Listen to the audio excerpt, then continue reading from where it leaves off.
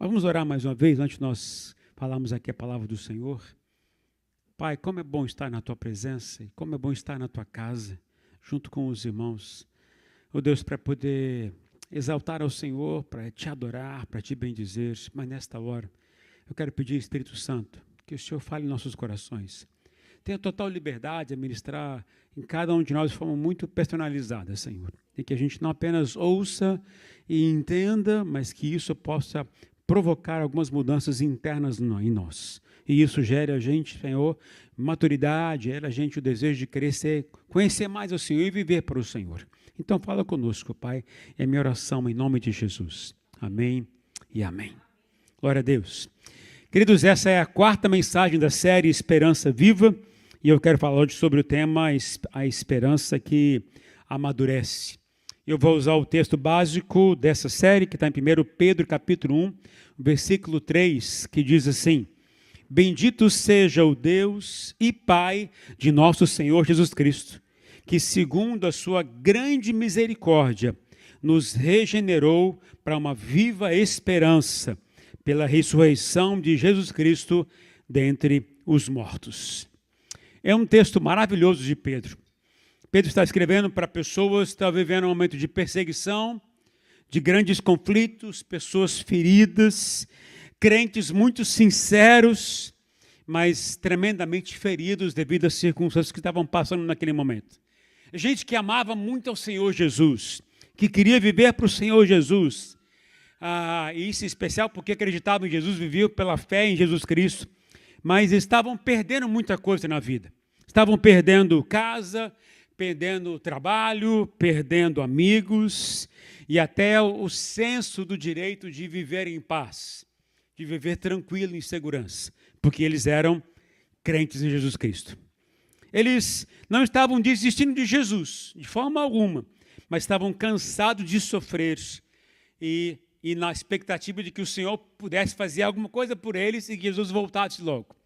Vivendo um momento de grande aflição e isso levava eles a pensar em muita coisa na vida deles, talvez não muito diferente para nós hoje em dia. E Pedro disse claramente: Ei, família de Deus, igreja, vocês nasceram de novo para uma viva esperança. Vocês nasceram para uma viva esperança. Eu ouvi há pouco tempo atrás o testemunho de um pastor. Ele compartilhou a história de um outro pastor que eu quero dividir com vocês nessa hora. Pastor Samé. Pastor Samé é um dos pastores da maior igreja no Cairo, no Egito. Talvez seja a maior igreja entre os países que são muçulmanos. A igreja dele deve estar a 15 ou 18 a 20 mil membros, a igreja dele. Ele tem mais de 20 ou 30 igrejas espalhadas em vários lugares, devido à missão que ele tem como coração de dividir e falar sobre Jesus. E eles têm um grande acampamento. Eu fui no retiro, eu e o João fomos no retiro, lá naquele acampamento que eles oferecem e ministram ali para a liderança a palavra do Senhor, e tem muitos testemunhos impactantes. E eles têm, todo ano, tem um projeto, que é um projeto é uma cruzada evangelística. Eles montam ali cenários, eles têm um grande auditório, que cabe em torno de 7 a 10 mil pessoas, para vocês terem uma ideia, o tamanho do lugar. Então, eles levam coisas que são diferentes. Então, esse ano, eles levaram um grupo de motoqueiros e fizeram uma grande passeata com motoqueiros naquele lugar. E foi uma grande atração. E ali juntou em torno de 7 mil pessoas naquele lugar. A maioria dessas pessoas não eram cristãs, eram muçulmanos, práticas de adoração a outros deuses. E pastor Samé, foi pregar. E na pregação, ele falava sobre Jesus. Era uma pregação extremamente evangelística. E ao pregar, foi um sermão mais ou menos curto, ele fez um apelo. E mais ou menos, quando fez o apelo, ele falou o seguinte: quem gostaria de entregar a vida para Jesus, quem gostaria de abrir mão da sua família, abrir mão de tudo que você tem, porque a partir de agora você vai ser rejeitado, vai ser desprezado, vai sofrer perseguição. Quem gostaria de entregar a vida para Jesus e viver assim, que levante a mão. E aí, mais ou menos 1.500 pessoas levantaram a mão. Aí esse povo veio na frente. E ficou todo mundo perto do altar, do palco. Aí o pastor Samuel disse o seguinte: não, acho que vocês não entenderam. Eu vou pedir para vocês voltar para o lugar de vocês. Eu vou explicar a vocês o que é entregar a vida para Jesus. Significa que vocês vão ter que agora, a partir de agora, se dispor a morrer por Jesus. Além de perder tudo que vocês têm, vocês vão ter que encarar a vida e entender que a vida com Jesus significa morrer por Ele, morrer para Ele, morrer para o Evangelho de Jesus. Estão dispostos a fazer isso? Aí ele fez a pergunta: quem gostaria de morrer por Jesus? 3.000 pessoas levantaram as mãos. E foi todo mundo para frente. Encheu o lugar lá. Aí depois de orar, e as pessoas ali abraçarem, receber essas pessoas com muito carinho, aí o pastor Samuel disse: agora é o seguinte, antes de você voltar para o seu lugar, tudo que você tiver no seu bolso, a não ser o seu dinheiro, tudo que você tem de drogas, tudo que você tem de coisas práticas que você tem, objetos, tudo que você sabe que não pertence a Deus, que não é bom, você vem e coloca tudo aqui no altar. Nós vamos jogar tudo isso fora. Eu não sei quantos carrinhos de construção tiveram lá na frente, mas levaram muitos. Todo mundo jogou fora. Muita coisa, muita coisa. Porque eles entenderam que a vida com Jesus significa morrer por Ele. Porque, naturalmente, ao assumir que vocês são cristãos, vocês já são desprezados pela família, rejeitados pela família, vocês vão ter que abrir mão de trabalho, porque você não vai ser aceito no lugar. E tem um detalhe a mais. Jovens, aquele que se converte a Jesus vai ter que se posicionar com relação ao seu futuro.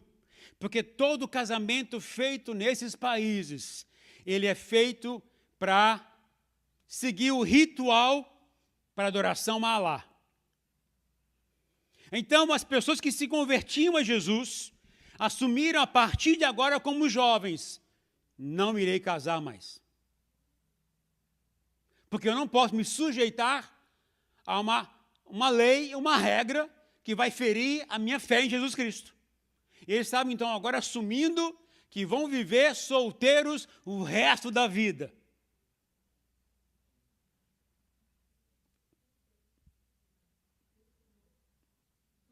Entendido? Morrer por Jesus, abrir mão da vida, sofrer perseguição, porque querem viver para o Senhor Jesus. Essa mesma pressão que esse povo vive hoje, lá no Egito, e em muitos países muçulmanos, é a mesma pressão que esse povo viveu na época de Pedro, primeiro século. Para viver para Jesus, tinha que entender que estavam assumindo o desejo ou a postura de: eu vou morrer por Jesus. Isso era o que Pedro estava querendo ensinar. Ele disse para ele claramente: vocês nasceram de novo para uma viva esperança, que não é aquilo que o mundo oferece, não é aquilo que é a garantia de sustento para vocês, não é aquilo que vocês acham que os olhos brilham, mas entender que a vida que vocês têm de agora em diante não é baseada naquilo que vocês vão conquistar e ter, mas está focado unicamente naquele que é a esperança para a vida eterna sua, que é o Senhor Jesus Cristo. Os irmãos estão aqui ou não? Pois é. A gente não fala essas coisas muito forte aqui, porque aqui a gente não vive esse tipo de pressão. Mas Jesus falou claramente, aí você começa a entender porque Jesus falou: aquele que não deixar pai, irmão, irmã, esposa, isso aqui, não é digno de mim. Aí você entende por que ele falou isso. Porque tem a ver com o contexto daquela época. E o contexto da realidade desse povo que é muçulmano também, semelhante a isso. E Pedro disse: vocês nasceram de novo para uma viva esperança. Vocês não precisam viver desanimados, nem cabisbaixos e nem sem esperança. A fé que Deus plantou em vocês, ela é viva, ela é poderosa, e ela continua viva mesmo quando tudo parece morto. A fé cristã não é um seguro contra a dor, contra o sofrimento, contra as perdas. É uma lente nova para enxergar o que Deus está fazendo no meio do sofrimento, da dor que está passando. A esperança viva, ela não depende do que acontece ao nosso redor, não depende das circunstâncias, ela depende de quem está com você quando tudo acontece ao seu redor. Mas a gente pode pensar que essas coisas podem abalar e, de certa maneira, até tirar a nossa esperança em Deus. Mas eu quero dizer uma outra coisa nesta noite. Muita coisa que às vezes a gente pode achar que rouba a nossa esperança.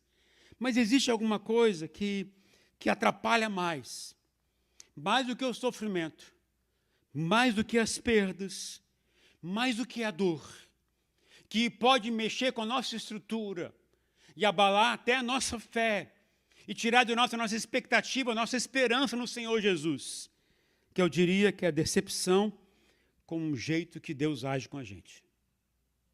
Isso pode abalar a gente. O silêncio de Deus pode tirar da gente o eixo. O silêncio de Deus pode tirar de nós a esperança, levar na grande decepção, a ficar frustrados até com Deus, porque Deus não fez e não faz como a gente espera. A dor machuca muita gente, as perdas ferem muito o nosso coração, mas a decepção, ela esfria a nossa fé, abala a nossa estrutura. A gente crê, a gente busca o Senhor e a gente quer entender, mas às vezes não funciona assim. A gente ora, busca o Senhor e a gente quer controlar tudo. A gente quer dizer até para Deus como é que Ele tem que responder nossas orações. E quando Deus não faz do nosso jeito, o que a gente faz? A gente murmura, a gente reclama, a gente questiona e diz: cadê o Senhor nessas horas? Por que tanto sofrimento? Por que eu passo por isso, se eu sou seu filho? Por que meu filho passa por essa dor? Por que meu irmão está passando por essa aflição? Cadê o Senhor que eu não estou vendo? Ou a gente diz: Deus, o Senhor virou as costas para nós. O Senhor não quer ouvir nossas orações, ou até pode ouvir, mas você não está fazendo nada. Essas coisas começam a gerar em nós uma grande decepção com o Senhor. Frustração com Deus, porque a gente pensa que Deus sempre tem que responder nossas orações. E ainda por cima responder sempre do jeito que a gente quer. Deus tem que atender assim, tem que fazer assim. A gente ora esperando que Deus faça dessa maneira, porque se não fizer, a gente entra em crise. Ouvindo certa vez a pregação do Luciano Subirá, pastor Luciano Subirá, ele falou uma coisa que eu até anotei, eu guardei, porque foi muito forte para mim. Ele disse o seguinte: Deus não frustra promessas. Deus frustra expectativas erradas.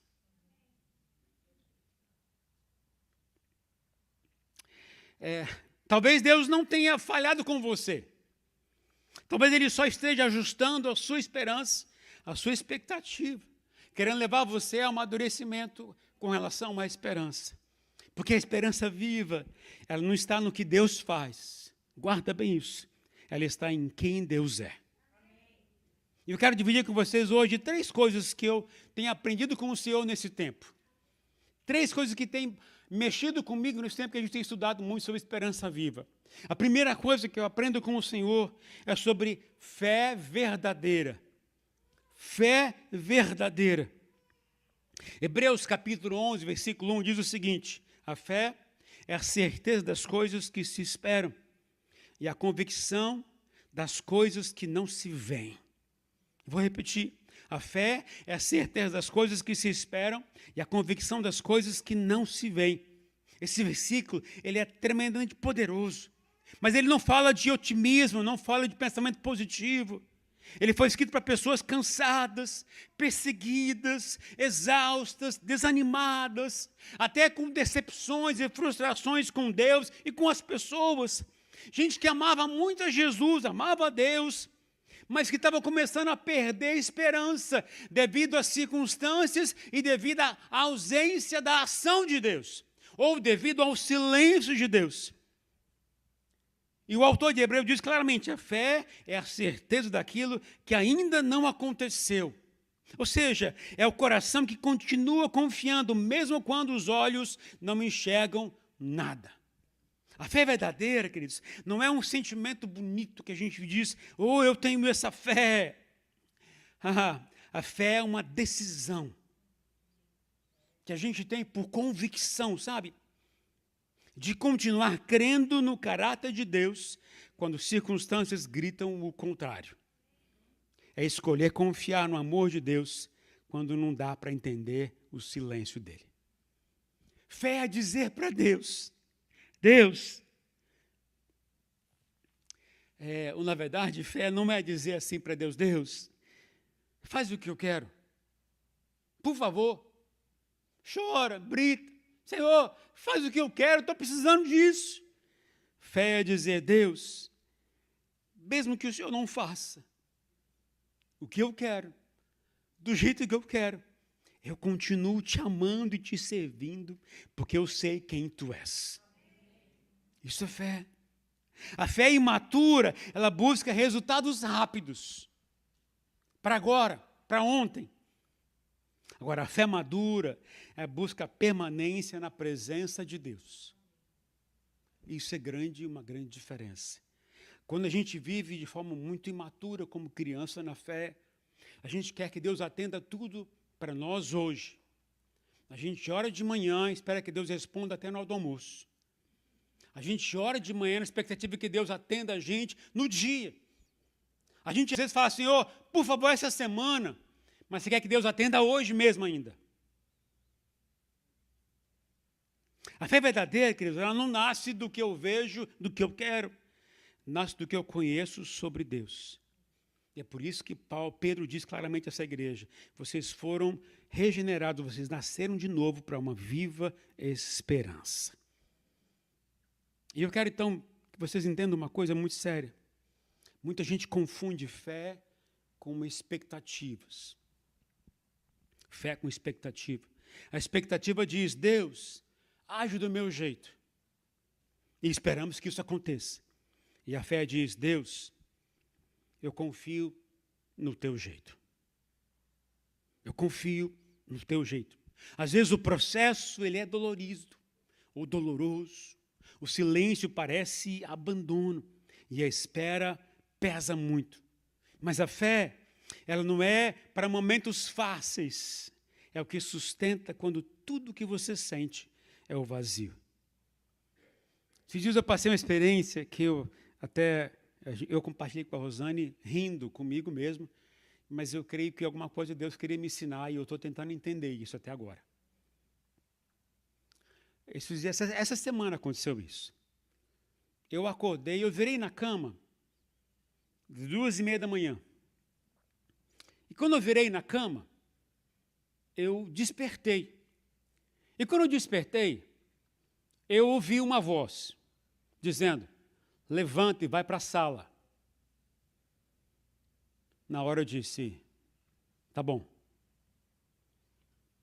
Fui para a sala. Aí a voz disse, se ajoelha. Eu me ajoelhei. E fiquei lá. E agora, Senhor? E nada. 1 minuto. Senhor, estou aqui. E nada. 2 minutos. Nada. 5 minutos. Nada. Falei, Senhor, vou dormir. Se o Senhor quiser falar comigo, o Senhor me chama de novo. E voltei para a cama. Mas sabe que eu fui deitar, mas eu fiquei assim, pensando nisso. Porque meu coração entendeu o seguinte, se é de Deus, ou se não é, o diabo não vai mandar eu fazer isso, correto? Então, naturalmente, ou é Deus, ou é o meu desejo de querer falar com o Senhor. Então, de qualquer forma, eu vou obedecer. Se é minha mente dizendo que a gente vai orar, eu vou orar. Se Deus me chamando eu vou lá orar. E eu fui. E eu fiquei pensando que muitas vezes Deus faz alguns testes com a gente. Se a gente está disposto a obedecer a Ele, até de madrugada, na hora que for, Aí eu estou sentindo isso. Se você tem a convicção que é de Deus, vai e faça. Ah, mas será que é? O será já barrou a sua fé. A fé é a expectativa que Deus possa fazer. Agora, às vezes, nem sempre a expectativa é fé. Estão entendendo a diferença? A fé é aquilo que você crê que Deus está chamando você para fazer. Então, vai e faça. E a gente tem que compreender que é isso que Deus quer que a gente faça. Porque Deus não quer apenas mostrar para a gente que Ele é poderoso. Ele quer se revelar o quanto Ele é amoroso. O quanto Ele quer que a gente entenda que Ele ama a gente, estar com a gente, ama se relacionar com a gente. Então, se Ele chamar a madrugada, chamou, vai para a sala para orar, se ajoelhar, vai e faça, meu irmão. Se Deus não falar nada, não tem problema, ora, fala com Deus. Mas o que importa é você nunca deixar de acreditar que Ele quer se relacionar com você. Que Ele sempre quer ter uma relação com você. Porque isso é a base da nossa fé.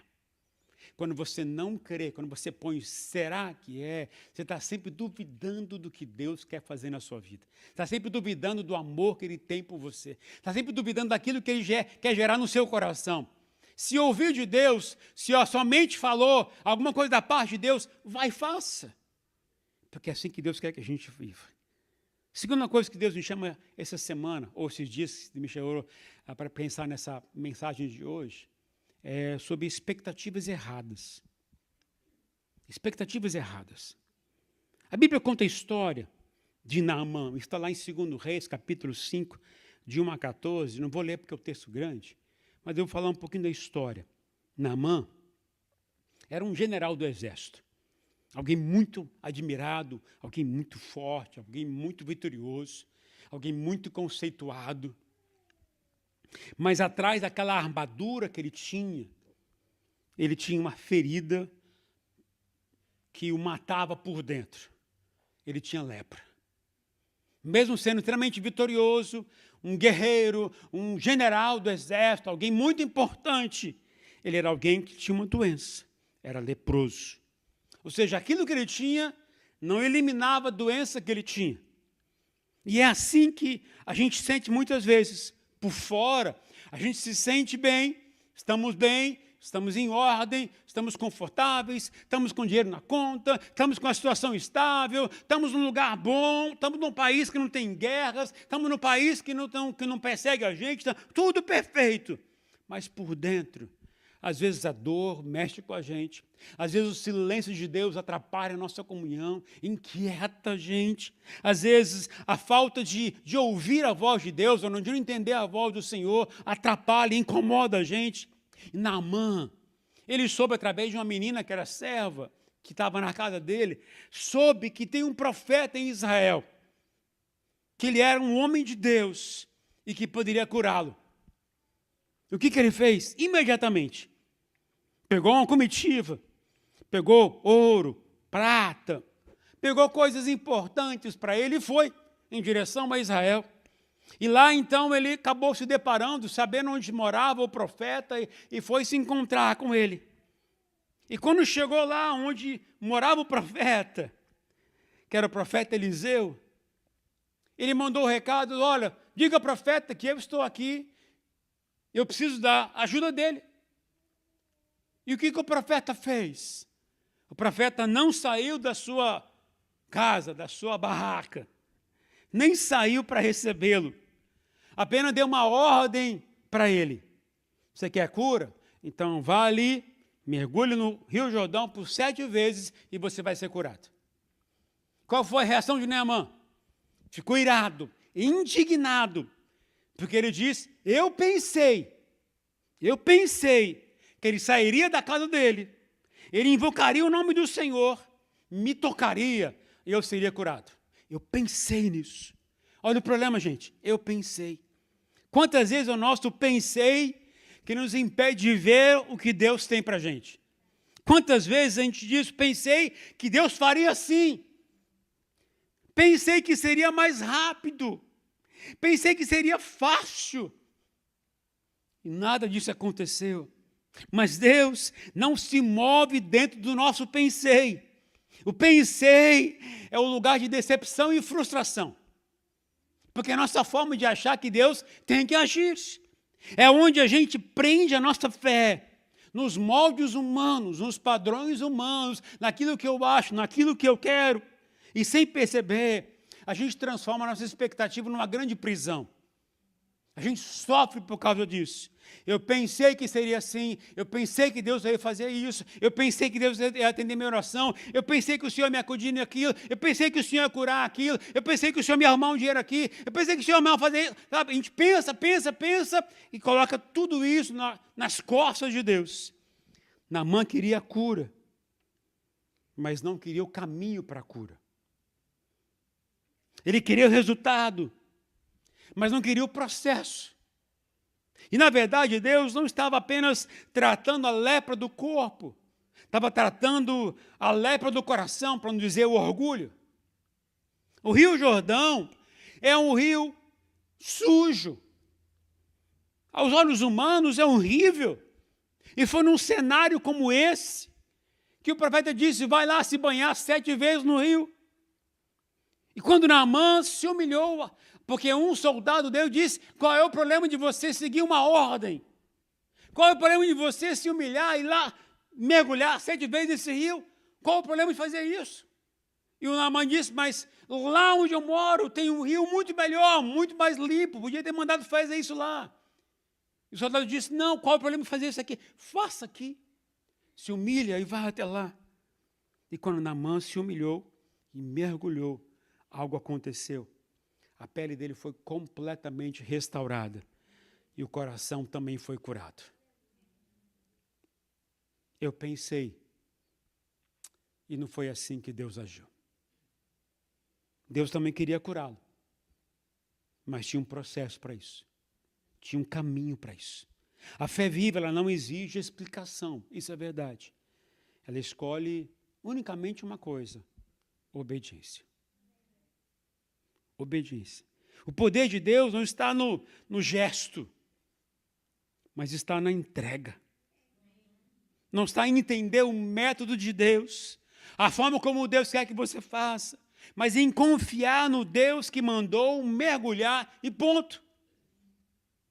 Às vezes o milagre de Deus, aquilo que Ele quer fazer em você, é muito maior do que o milagre que você pediu para Ele. Mas antes, Ele vai precisar mudar o que está dentro de você. Nada acontece fora sem primeiro Deus tratar com você por dentro. Esse sempre será o caminho estipulado pelo Senhor. Não espere que Deus faça tudo para você por fora. Atenda tudo que você quer, se o seu coração não estiver preparado para receber aquilo. A expectativa nossa vai estar sempre equivocada. Se eu acho que Deus vai atender aquilo que eu quero, sempre para poder resolver os meus problemas. Se o meu coração não está pronto para receber aquilo, esqueça, você não vai receber. Há um processo que Deus vai estipular, primeiramente, para tratar e resolver o problema do seu coração. Pode ser o seu orgulho, a sua vaidade, o seu achismo, a sua ideologia, a sua teologia, tudo isso. Se você não permitir com que Deus trate com o seu coração, esquece. Há um processo que Deus vai trabalhar primeiro dentro de você, antes de dar aquilo que você está pedindo para o Senhor. E a terceira coisa que o Senhor tem me ensinado é sobre a expectativa certa. Expectativa certa. João capítulo 5, versículos de 1 a 9, conta a história de um paralítico de Betesda. O texto está contando a história que Jesus estava chegando em Jerusalém, foi para Jerusalém, e lá tem um tanque.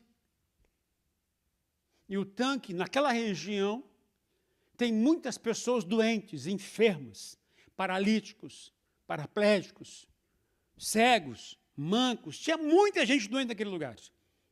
E é interessante que a crença popular dizia o seguinte: de tempos em tempos, um anjo descia do céu, agitava a água, e o primeiro que entrasse na água seria curado. Então todo mundo ficava na expectativa de que isso acontecesse. Estavam lá dias, meses, anos, e quando aparecesse alguém e mexesse na água, pulava na hora. E lá tinha um homem que estava já há 38 anos. 38 anos com a expectativa de receber a cura. E ele estava lá, preso naquela mesma expectativa. Um dia, quando eu consegui chegar, e tocar na água, entrar na água, a hora que um anjo mexer, eu vou ser curado. Era a expectativa que ele tinha. Mas o texto diz que Jesus se aproxima dele. Interessante que o milagre chegou na hora dele, na frente dele.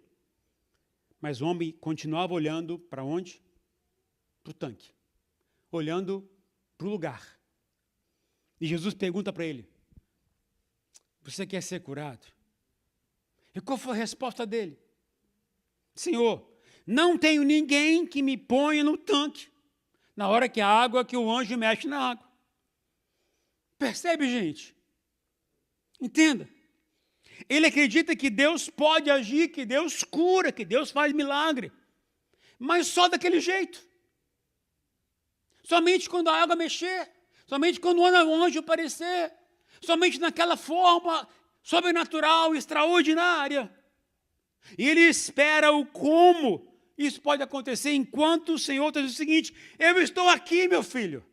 Eu sou a cura que você precisa. Mas ele diz, Senhor, não tenho ninguém que me ponha no tanque. Ele esperava o movimento das águas. Esperava as circunstâncias mudarem. Esperava que alguém o ajudasse. Esperasse que alguém podia levá-lo até lugar. Esperava que as pessoas fizessem alguma coisa por ele, para que quando chegasse a hora, estivesse pronto. Mas o Filho de Deus estava ali na frente dele. A vida, o milagre, a esperança estava na frente dele. E ele não percebeu. Por quê? Acostumado com uma expectativa errada. A expectativa certa é olhar para quem pode curar de verdade, para quem pode resolver de verdade, e não como ele pode fazer isso. Queridos, entendam uma coisa, o como sempre será dele, não pertence a mim e você. A gente pede, eu posso até falar assim, você podia fazer assim, assim, assim, como a gente faz sempre, mas precisamos entender que o como, a forma, o jeito que vai acontecer, não compete a você definir e decidir. Isso está nas mãos do Senhor. Não é em mim, é Ele. A gente tem que pedir e confiar que Ele vai fazer. Quando? Não sei. Como? Também não sei. Mas eu vou sofrer. Pois é. Quem é que manda na vida? Você ou é Deus? Quando eu entendo a verdade que Deus é soberano, meu único desejo tem que ser, Senhor, eu estou com esse problema. Você pode me ajudar a resolver isso? Eu coloco diante do Senhor e eu vou confiar que o Senhor vai me ajudar, dando direção, dando sabedoria e realizando o milagre que a gente espera. Apresenta ao Senhor isso. E eu me rendo para que eu não venha a pedir que o Senhor faça do jeito que eu quero. Eu quero pedir que o Senhor faça do jeito que o Senhor quiser. Porque eu sei que será sempre melhor. A gente ora, confia, mas ainda limita Deus ao nosso jeito de pensar, não é verdade? Nós esperamos sempre o tanque mexer.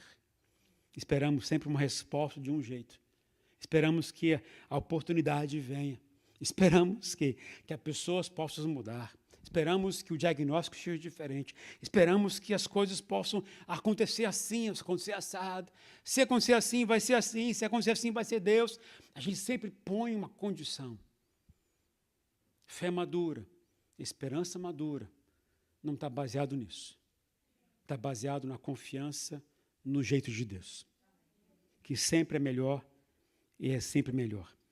Ele não perguntou para aquele homem sobre o tanque, não perguntou sobre as condições, não perguntou sobre as circunstâncias. A pergunta de Jesus foi simples, você quer ser curado? Ou seja, ele perguntou sobre o coração dele. Você crê? Você quer? Antes de curar o corpo, Jesus curou a forma errada de esperar o milagre acontecer. Antes do milagre acontecer, Jesus tinha que tratar primeiro com a expectativa que a gente tem, que muitas vezes é muito errada, porque a gente condiciona a forma como Deus tem que agir. Então Jesus disse para aquele homem, agora, levante-se e ande, toma o teu leito e vai embora para casa. Aquele homem então se levantou, foi sem água, foi sem anjo, foi sem ajuda humana, porque o poder de Jesus não estava no método, estava na voz de comando do Senhor Jesus.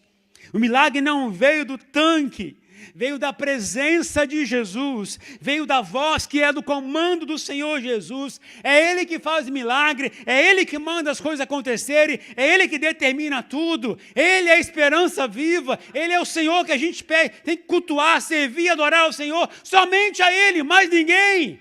A esperança está nele, não está no como, não está na estratégia, no jeito que a gente acha, mas está nele. Nele. Quando a gente não ouve Deus, Deus está em silêncio, o que acontece conosco? A gente perde a direção. A gente perde a direção. Agora, o que a gente tem que fazer? Senhor, eu quero ouvir tua voz. Senhor, eu quero que o Senhor fale comigo. Os irmãos sabem que eu gravo todo dia e posto os vídeos curtinhos, de 1 minuto e 20, 1 minuto e 15, no Instagram. Eu faço isso todos os dias. Eu quero trazer uma palavra de esperança, a palavra de Deus ao seu coração. Primeiramente, meu foco é a família Zion. É você. É por isso que eu gravo. Para que vocês possam entender o propósito que Deus tem. Mas, além disso, as minhas devocionais do Trau, elas têm gerado em mim uma convicção da parte de Deus tremenda. Eu tenho aprendido muito com o Senhor nesse tempo estudando agora o livro de Êxodo. Muito. Muito mesmo. Então, essa semana, alguém entrou lá no meu Instagram, viu o vídeo e mandou um recado para mim. E pediu, Senhor, pastor, você pode orar por mim, pela minha família? A gente está numa crise grande, está com isso, fez uma enumerada de coisas. E aí eu falei, Senhor, o que eu vou responder para ela? Sua oração é fácil, né? Só colocar... Tá legal, eu estou respondendo. O algoritmo vai gostar, estou reagindo, né? Eu falei, eu tenho que responder de alguma forma diferente, Senhor. Aí o que eu pensei? Eu vou pegar uma parte do meu trau, vou mandar para ela. Peguei uma parte do meu trau, copiei, mandei para ela. Recebe, irmã. E estou orando por você. Aí eu pus... Queridos, é impressionante. Aquela irmã, ela mandou depois aquela carinha com um chorinho, né? Falei assim, obrigado, eu precisava ouvir essa palavra hoje, pastor. A gente, às vezes, tem que entender que Deus quer usar a nossa boca para poder trazer a palavra dele para outras pessoas. As pessoas têm expectativas, às vezes erradas, de como Deus pode agir, como Deus fazer. Mas Deus usa todos os meios que Ele quiser, do jeito que Ele quiser. Com qual propósito? Que você entenda que o jeito dele sempre é melhor do que o nosso jeito. Sempre é melhor e sempre será melhor. Deus quer tirar a gente do modo esperando o anjo agir. Como ele vai fazer? A expectativa que eu quero que ele faça. E quer colocar a gente no modo ouvindo Jesus. Porque quando eu entendo isso, a minha forma de me relacionar com o Senhor muda completamente. Porque eu não vou atrás dele porque eu espero que ele faça o milagre que eu quero. Eu vou atrás dele porque eu quero me relacionar com ele. Porque eu sei que se ele estiver comigo, o milagre acontece. Eu não vou atrás dele, Senhor, me dá. Eu vou atrás dele para quê? Eu quero ouvir tua voz. Eu quero sentir tua presença. Eu quero levantar a madrugada para ouvir falar com o Senhor. Eu preciso disso. Porque eu sei que se o Senhor estiver comigo, tudo vai mudar. A gente começa a ver na Bíblia, as pessoas que eram tremendamente abençoadas, você vê lá assim, e o Senhor era com ele. E o Senhor era com Davi.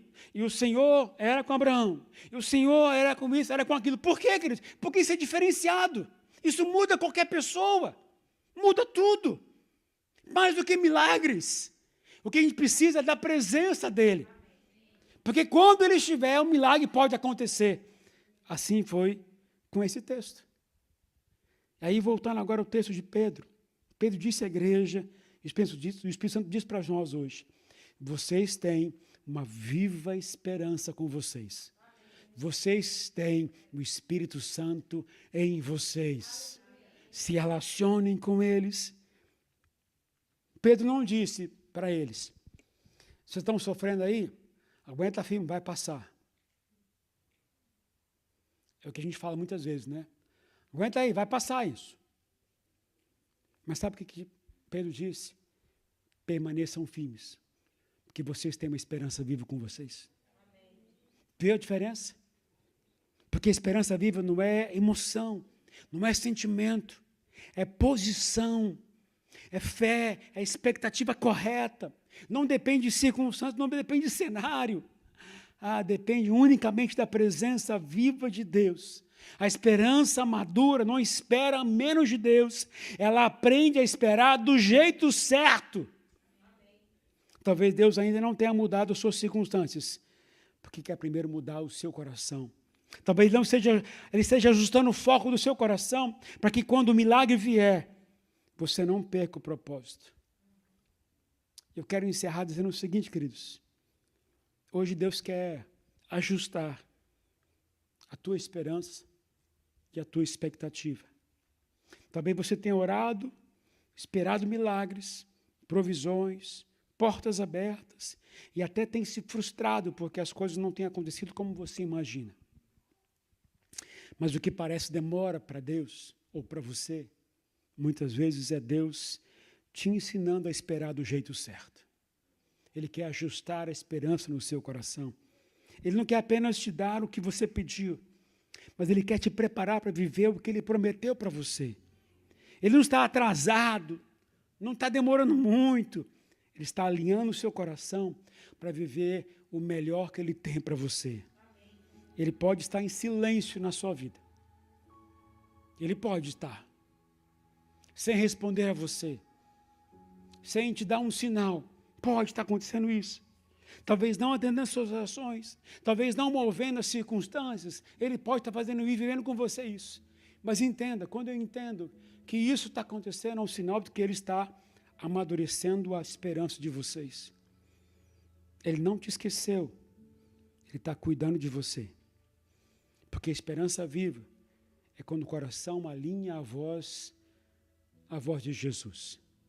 E aí o milagre acontece. A direção vem. Vamos ficar em pé, por favor.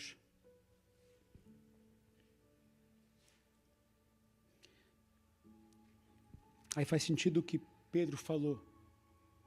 Bendito seja o Deus e Pai de nosso Senhor Jesus Cristo, que segundo a sua grande misericórdia, nos regenerou para uma viva esperança, pela ressurreição de Jesus Cristo dentre os mortos. Hoje eu quero orar com você. Às vezes nossa fé está abalada. A gente, muitas vezes, está com expectativas erradas, achando que Deus tem que agir de um jeito. Mas hoje o Senhor quer ajustar as suas expectativas. Na verdade, Ele quer amadurecer a sua esperança, amadurecer a sua expectativa, para que as coisas aconteçam do jeito certo. Então, se hoje você está vivendo um momento onde você está clamando ao Senhor, e talvez Deus esteja em silêncio, ou talvez você está esperando que Deus faça de um jeito só, e hoje você ouviu de Deus que Deus quer agir, responder de forma diferente a você. Eu quero te pedir que você venha aqui no altar. Eu quero orar por você. Às vezes você está frustrado porque Deus não está respondendo a sua oração do jeito que você espera. Vem aqui na frente, queremos orar por você. Às vezes você está angustiado porque você quer que Deus possa trabalhar na sua vida financeira, trabalhar na sua saúde, trabalhar na questão do seu trabalho, trabalhar na expectativa do seu documento. E nada está acontecendo, nada está mudando, e você está ficando angustiado. Hoje eu quero orar por você. Como você ouviu aqui hoje, Deus quer trabalhar na sua expectativa, ajustar a sua expectativa, arrumar o seu coração, para que quando o Senhor possa te abençoar, porque quando o Senhor possa te dar o milagre que você espera, você esteja pronto no seu coração para receber esse milagre. Então, se você quer oração, vem no altar. Queremos orar por você nesta noite. Se você está angustiado com lutas, clamando ao Senhor e Deus não tem respondido, esse é o momento que Deus quer, que a gente quer orar por você. Se você quer oração, vem aqui no altar. Não importa a situação, não importa o motivo da sua oração, mas se você está angustiado porque Deus não está ouvindo e atendendo a oração como você espera, vem aqui. Esse é um tempo de quebrantamento. Assim como o profeta disse para Naamã, mergulha 7 vezes no Rio Jordão. E ele ficou indignado porque ele esperava que fosse de um jeito. Mas Deus disse, não é do seu jeito, é do meu jeito. Então, se você quer oração, vem no altar. Esse é um tempo para você voltar o seu coração para Deus e pedir, Senhor, me ajuda. Eu não estou suportando essa luta. Não estou aguentando mais essa dor. Não estou mais aguentando essa situação. Eu já fiz de tudo. Já clamei de todos os jeitos. Fiz tudo o que eu sei para que o Senhor possa me atender. Já coloquei tudo o que eu espero que o Senhor faça. Mas o Senhor não tem feito. O Senhor não tem feito como eu espero. Senhor, mexe no meu coração. Se tem algo errado, conserta. Ajusta, Senhor. Ajusta.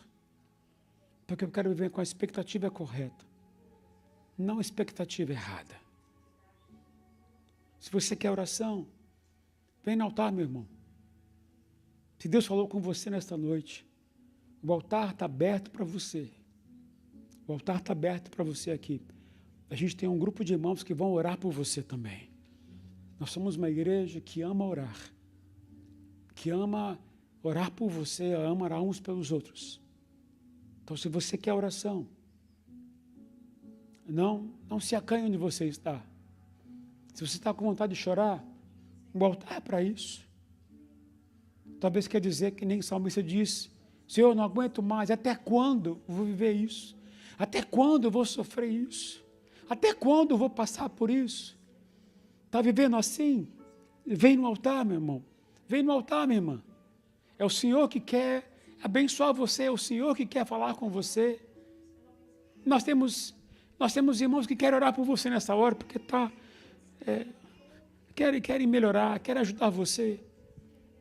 Está vivendo isso? Então, por favor, vem no altar. E eu quero chamar aqui os intercessores, os líderes. Venha orar pelos irmãos aqui na frente. Venha abraçar esses irmãos. Venha clamar por eles. Eles precisam da sua intervenção, da sua oração. E Deus pode usar você para orar. Às vezes a sua oração, uma palavra sua vai ser o que Deus vai falar com o coração dessas pessoas. Às vezes a dor é tão grande desses irmãos que a gente tem que orar junto com eles, chorar com eles. Mas também temos que declarar a palavra de Deus a esses corações. Porque existe promessa da parte de Deus. E Ele tem promessa para todos nós. Ele tem promessa. E a promessa vai se cumprir na nossa vida. Mas sempre na hora certa e do jeito certo. O jeito certo sempre é o jeito de Deus, não o nosso jeito.